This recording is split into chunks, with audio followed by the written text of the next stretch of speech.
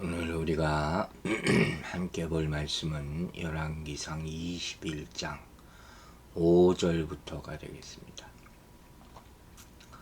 오늘 21장 5절에서 16절까지 말씀 먼저 읽겠습니다. 그의 아내 이세벨이 그에게 나와 이르되 왕의 마음에 무엇을 근심하여 식사를 아니하나이까. 왕이 그에게 이르되 내가 이스라엘 사람 나봇에게 말하여 이르기를 내 포도원을 내게 주되 돈으로 바꾸거라. 만일 네가 좋아하면 내가 그 대신에 포도원을 내게 주리라 한즉 그가 대답하기를 내가 내 포도원을 내게 주지 아니하겠노라 하기 때문이로다. 그의 아내 이세벨이 그에게 이르되 왕이 지금 이스라엘 나라를 다스리나이까 일어나 식사를 하시고 마음을 즐겁게 하소서. 내가 이스라엘 사람 나봇의 포도원을 왕께 드리리라 하고 아합의 이름으로 편지를 쓰고 그인을 치고 봉하여 그의 성읍에서 나봇과 함께 사는 장로와 귀족들에게 보내니 그 편지 사연에 이르기를 금식을 선포하고 나봇을 백성 가운데 높이 앉힌 후에 불량자 두 사람을 그의 앞에 마주 앉히고 그에 대하여 증거하기를 내가 하나님과 왕을 저주하였다 하게 하고 곧 그를 끌고 나가서 돌로 쳐 죽이라 하였더라. 그의 성읍 사람 곧 그의 성읍에 사는 장로와 귀족들이 이세벨의 지시 곧 그가 자기들에게 보낸 편지에 쓴 대로 하여 금식을 선포하고 나봇을 백성 가운데 높이 앉히매 때에 불량자 두 사람이 들어와 그의 앞에 앉고 백성 앞에서 나봇에게 대하여 증언하여 이르기를 나봇이 하나님과 왕을 저주하였다 하매 무리가 그를 성읍 밖으로 끌고 나가서 돌로 쳐 죽이고 이세벨에게 통보하기를 나봇이 돌에 맞아 죽었나이다 하니 이세벨이 나봇이 돌에 맞아 죽었다함을 듣고 이세벨이 아합에게 이르되 일어나 그 이스라엘 사람 나봇이 돈으로 바꾸어 주기를 싫어하던 나봇의 포도원을 차지하소서. 나봇이 살아있지 아니하고 죽었나이다. 아합은 나봇이 죽었다 함을 듣고 곧 일어나 이스라엘 사람 나봇의 포도원을 차지하러 그리로 내려갔더라. 참 악한 일이 또 일어났죠. 스토리는 어제 우리가 들었는데 제가 좀 감기권이 있어서 목소리가 계속 안 좋습니다. 죄송합니다. 이 지금 오늘 본문을 보면 참 어처구니 없는 일이 벌어져요. 이 왕비 이세벨이 고민하는 아합 왕의 모습을 보고 이유를 물어보잖아요. 그러니까 아합이 나봇의 포도원을 자기가 갖기를 원했는데 거절당해서 정말 부끄러운 일이죠. 그러자 왕비 이세벨이 뭐라고 합니까? 이 아합 왕의 고민을 듣고 나서 자기가 문제를 해결해 주겠다 이렇게 나서는 거예요. 7절에 나오는 말 왕이 지금 이스라엘 나라를 다스리시나이까 이 말은 조롱이 조롱 반어적인 조롱 부추김이죠. 아니 당신이 왕인데 지금 이게 무슨 얘기입니까? 왕권을 행사하면 되지 않습니까? 하는 그런 뜻이죠. 그러니까 이건 뭐 이렇게 얘기할 수도 있어요. 이세벨이 지금 아합의 아내로서 아합의 슬픔을 함께 나누고 그에게 위안을 주고자 이렇게 말을 쓸 수도 있다 생각할 수 있겠죠. 뭐 아내는 남편과 일심동체가 되어야 한다는 말도 있으니까 어쨌든 남편 편을 들어주는 거죠. 그러나 생각해 보세요.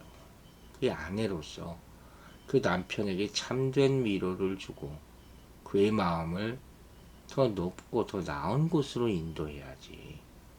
오히려 탐심을 더 부추기고 있지 않습니까? 지금 이세벨은 나봇의 포도원을 아합에게 뺏어주기 위해서 나봇을 죽이고 포도원을 차지하려는 그런 계략을 세우고 있는 거예요. 이것이야말로 거짓과 기만을 통해서 얻어진 그런 나쁜 생각이잖아요. 그런데 아합은 나중에 그 선물을 받고 기뻐하게 되는 것이죠. 즉 하나님의 섭리에 따라서 마땅히 축복받아야 할 그들은 탐욕과 죄악으로 인해서 파멸과 패망의 길을 지금 걷고 있는 것이다 하는 거예요.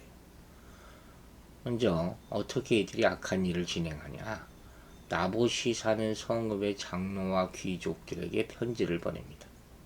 그리고 그 편지에는 가짜 증인을 세워서 나봇이 하나님과 왕을 저주했다는 증인을 하도록 해서, 그래서 나봇을 처형하라는 악랄한 말도 안 되는 거짓된 내용이 적혀 있었던 거예요. 이 왕비 이세벨은 이스라엘 사람이 아니잖아요. 두로 왕실 출신이었어요. 그러니까 왕권을 행사하고 누리는 데는 아주 익숙한 사람이에요. 악한 꾀가 충만한 여자였어요. 그러니까 왕이면서도 포도원 하나를 어떻게 하지 못하고 고민하는 아합 왕의 모습을 보니까 얼마나 어이없어 보였겠느냐 하는 것이죠. 만일 두로였다면 즉시 왕명으로 토지를 강제로 징발하고 남았겠죠. 하지만 이스라엘에서는 그렇게 할 수 없기 때문에 토지는 하나님의 것이라 했잖아요. 이세벨은 거짓 증인을 내세워서 나봇을 죽이고 포도원을 차지하는 계략을 세운 것이죠. 이스라엘에서는 증인이 2명이 동일하게 증언을 하면 그것을 사실로 받아들이는 재판 관습이 있지 않습니까? 신명기 17장에 나오죠. 이세벨이 이러한 관습을 악용한 거예요. 이게 마귀짓이죠. 속이는 거. 이렇게 이세벨은 지금 다른 나라에서, 이방 나라에서 절대 왕정의 영향을 받은 자로서 하나님의 말씀을 따르고자 아합의 제안을 거부한 의로운 나봇을 제거하기 위한 음모를 꾸민 것이죠. 자, 이세벨의 죄가 나타나요. 왕의 권한을 마음대로 사용하고 장로와 귀족을 이용하고 금식의 날까지 선포해서 여론을 조작하고 불량자의 거짓 증언을 내세워서 나봇을 없애라고 하는, 그녀의 어리석인 남편이 손상된 자존심으로 말미암아 괴로워하고 하고 있는 여처구니 없는 상황을 보면서 4가지 커다란 죄, 모함죄와 위증죄와 이설죄와 살인죄를 범하고 있는 거죠. 특히 여기서 이스라엘의 장로들과 귀인들을 통해 금식을 선포한 행위를 한번 보세요. 이게 지금 금식할 일이에요. 여기는 얼마나 사악한 위선이 깃들어 있는가 발견할 수 있는 것이죠. 이 상처가 드러나지 않도록 사람에게 망토를 씌우고 그 사람을 바늘로 찌르는 그런 악한 행위를 하는 모습, 그런 가증스러운 모습, 그런 풍습이 어느 나라에 옛날에 있었다 그러잖아요. 이 이세벨의 교만, 수단과 방법을 가리지 않고 자기의 뜻을 이루고자 하는 악한 성품, 이런 사악한 음모를 보면서 하나님을 경외하지 않는 악인은 하나님의 율법을 어기면서 율법이라는 이름으로 악을 자행하고 있다 하는 것을 볼 수가 있어요. 법기술자라는 말 한국에서 요새 많이 쓴다고 합니다. 법을 잘 아는 사람들이 법을 악용해서 자기에게 유리하게만 이용하는 것이죠. 천벌받을 짓을 하는 것이죠. 이세벨이 이렇게 악한 이유는 간단해요. 바로 세상 가치와 문화에 깊이 영향을 받고 있었기 때문에. 그러니까 자기의 추악한 욕망을 성취하기 위해서 아합과 의기투합해서 그의 권력을 남용해서 하나님의 율법의 정면으로 도전하고 있는 모습이죠. 이세벨처럼 힘과 권력을 이용해서 사람을 속여 포섭하고 잘못된 정보를 흘리고 여론을 조장하고 불량한 자를 매수해서 거짓 증언을 하는 행위, 그런 행위는 절대 일어나서는 안 된다. 이런 일들이 정치판에서 많이 일어나는 거잖아요. 우리가 매일 보는 거예요. 자신의 욕심을 이루기 위해서 선량하고 약한 자에게 해를 끼치는 일, 세상에서 수시로 목격하는 악한 일들이, 여러분, 악한 계획은 잠시 성공하는 것 같을지라도 결국은 멸망에 이르게 된다 하는 것을 명심해야 할 것입니다. 11절과 12, 13절 한번 읽겠습니다. 그의 성읍 사람 곧 그의 성읍에 사는 장로와 귀족들이 이세벨의 지시 곧 그가 자기들에게 보낸 편지에 쓴 대로 하여 금식을 선포하고 나봇을 백성 가운데 높이 앉히매 때에 불량자 두 사람이 들어와 그의 앞에 앉고 백성 앞에서 나봇에게 대하여 증언을 하여 이르기를 나봇이 하나님과 왕을 저주하였다 하며 우리가 그를 성읍 밖으로 끌고 나가서 돌로 쳐 죽이고. 참 안타깝네요. 이세벨의 편지를 받은 장로와 귀족들이 그대로 금식을 선포하고 불량자 두 사람으로 하여금 거짓 증언을 하게 하는 장면이죠. 나봇이 하나님과 왕을 저주했다 이렇게 증언하게 한 거예요. 결국 나봇은 돌에 맞아 죽게 됩니다. 아니, 이 사람이 잘못한 게 뭐가 있습니까? 포도원을 가지고 있다는 거 사람밖에 없지. 참 보세요. 이렇게 이세벨은 자신의 권력과 지위를 이용해서 악용한 거죠. 거짓 증인을 세우고 나봇을 몰아세우고 죽이는 거. 이세벨이 쓴 그런 아합의 이름으로 보내진 그 편지를 받은 장로와 귀족들은 나봇과 같은 성에 사는 사람들이었어요.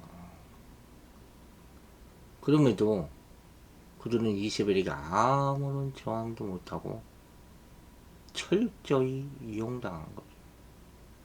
또한 불량자 두 사람도 나봇이 하나님과 왕을 저주했다고 거짓 증언을 하는데 이용당하는 거죠. 마귀에 이용당하는 세력들이 세상에 얼마나 많습니까? 이 안타까운 모습입니다. 14절부터 16절까지 보겠습니다. 이세벨에게 통보하기를 나봇이 돌에 맞아 죽었다이다 하니 이세벨이 나봇이 돌에 맞아 죽었다함을 듣고 이세벨이 아합에게 이르되 일어나 그 이스라엘 사람 나봇이 돈으로 바꾸어 주기를 싫어하던 나봇의 포도원을 차지하소서. 나봇이 살아있지 아니하고 죽었나이다. 아합은 나봇이 죽었다 함을 듣고 곧 일어나 이스라엘 사람 나봇의 포도원을 차지하러 거리로 내려갔더라. 참 안타까운 일이, 어처구니 없는 일이 벌어지죠. 여러분, 오늘 본문의 교훈은 간단해요. 우린 절대로 악한 계획을 따르지 말아야 돼요. 책임감을 가지고 믿음을 지키고 신앙적인 양심을 따라서 불량자의 거짓 증언을 분별하고 거부하고 나봇과 같은 사람을 죽이는 죄악을 거부해야 한다는 거예요. 악한 세력의 특징은 하나님을 두려워하지 않는 것, 자신의 목적을 이루기 위해서 사람을 철저히 도구로만 이용하는 그런 것이죠. 이세벨처럼 자신의 사회적 혹은 종교적 힘을 이용해서 거짓과 술수를 써서 의로운 사람을 해치는 자는 반드시 심판을 받게 될 것입니다. 그리고 또 한 가지, 이세벨과 같은 지도자도 문제지만 사실 확인도 하지 않고 이세벨의 악한 음모에 순수히 동조하고 악의 도구로 이용당하는 사람들도 문제죠. 그러니까 이들은, 즉 이세벨의 부하나 아합은 이 음모가 불법적인 것이, 의롭지 못한 것이라는 것을 왜 몰랐겠어요?